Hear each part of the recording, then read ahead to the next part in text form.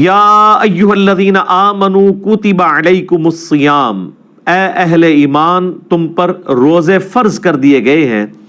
کما کتب علی الذین من قبلکم لعلکم تتقون، جیسا کہ تم سے اگلی امتیں جو گزر چکی ہیں،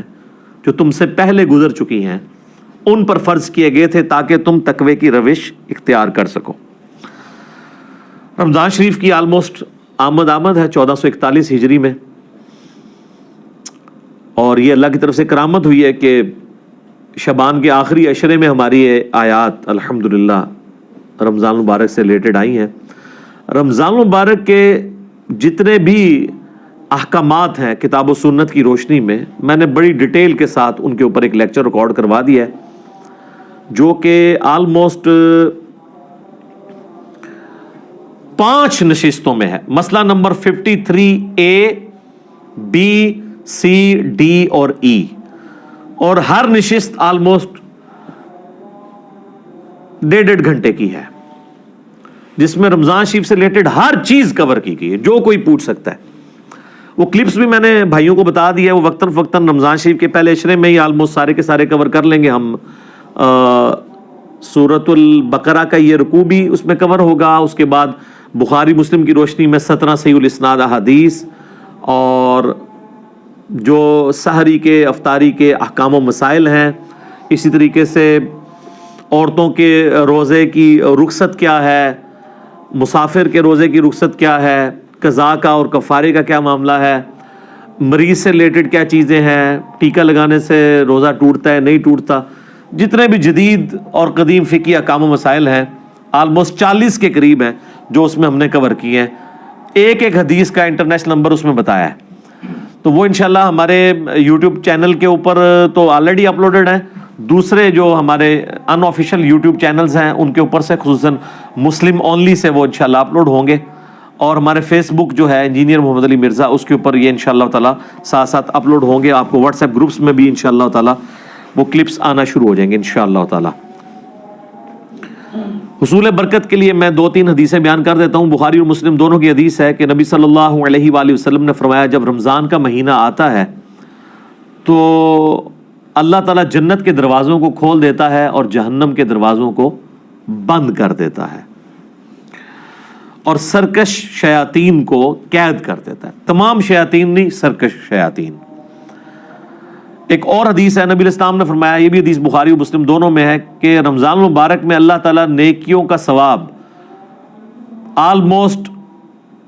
10 گنا سے 700 گنا تک بڑھا دیتا ہے،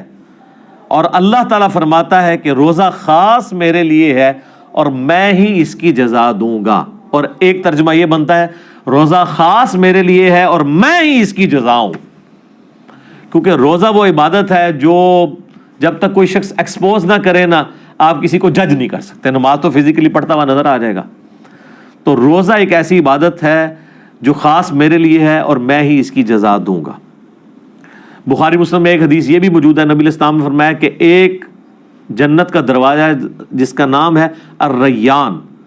وہ خاص ان لوگوں کے لیے ہے جو رمضان مبارک کے روزے رکھنے والے ہیں، کہ وہ اس دروازے سے داخل ہوں گے۔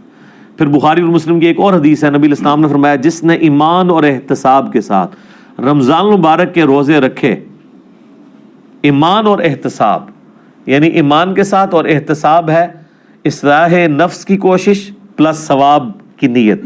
خالصتاً اللہ کے لیے، تو اللہ تعالیٰ اس کے پچھلے سارے گناہ معاف فرما دے گا۔ جس نے ایمان اور احتساب کے ساتھ رمضان مبارک کی راتوں کا قیام کیا، اللہ تعالیٰ اس کے پچھلے سارے گناہوں کو معاف کر دے گا۔ جس نے ایمان اور احتساب کے ساتھ شب قدر کا قیام کیا، اسے پچھلے سارے گناہ اللہ تعالیٰ معاف کر دے گا۔ اور یہ میں نے سب سے آسان طریقہ اس میں بتایا کہ آپ ایٹ لیسٹ عشاء اور فجر کی نماز کا اہتمام کریں کہ کوئی رکعت فوت نہ ہو۔ صحیح مسلم میں حدیث ہے، ایک تابعی کہتے ہیں میں مسجد میں بیٹھا تھا، مسجد نبوی کے اندر، حضرت عثمان غنی رضی اللہ تعالیٰ عنہ علیہ السلام کا دور تھا، تو مغرب کی نماز کے تھوڑی دیر بعد حضرت عثمان مسجد میں آ گئے،